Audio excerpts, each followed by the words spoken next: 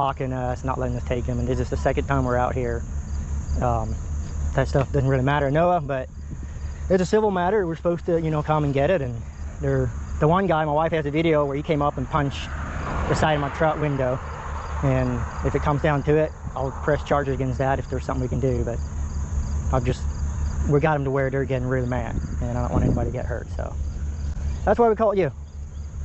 Okay. So where are we at in the, so you have a repossession?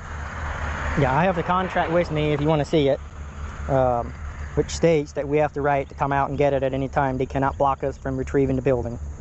Well, I think the problem we're going into is just now they're home. Yeah, that's, I mean, like right there it shows, you know, you cannot permit the building, the property to be altered by conducting shelves, adding all that stuff, blah, blah, blah. You must not allow the property to be used for unlawful purpose or housing any animals. You cannot live or allow anyone else to live in the property. You must allow us access to the property at all reasonable times. So that's the contract they signed. It makes our job always harder when people live in them too, because it's their homes. But as I said before, we've been in communication with them. The rent-to-own company that actually owns it, I've been in communication with them for weeks, telling them we're coming to get it. And they actually sent last week that it has to be picked up today or tomorrow. And here we are, and they're telling us we can't get it. I think what we're gonna have to do is get a court order and serve an eviction. And because like you said, it's a civil matter on the contract violation, and you could sue them for not abiding by the contract, but I still don't think we can evict them. We can evict them by loading it up. Difference or not, I mean, it is the building I was thinking of, and it is their residence. However, when they bought the property, he's got a copy of the contract that says they're sold as tool sheds, and it says you won't, what was it exactly? Like they're not supposed to use it as a residence. Yeah. Yeah. I think the safest thing is probably to tell them they need a court order and it's civil, and then I can look into it a little bit more. But just based on what I saw, I think they probably still need that. Okay. Okay. Yep. Yeah, I just want to double check with you. Like, I had a deputy say one time that there's a legal clause, I believe he said, where law enforcement cannot interfere.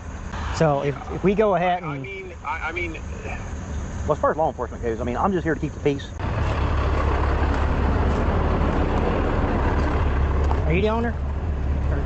They're going to take you to court, whoever's in charge of that, so... When can you be out? That's by Friday. By Friday? This coming Friday? This week, or? Yeah, this Friday, this week. That's in a few days?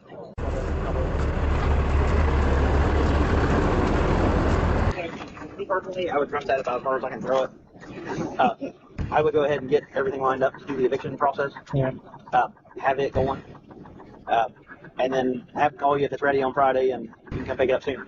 Yeah. I mean, if they move out and there's no, if ands, buts about it, then you're golden.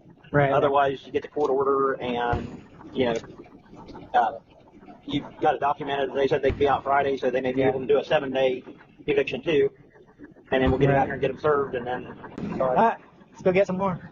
Yep. Friday, I'll let them know.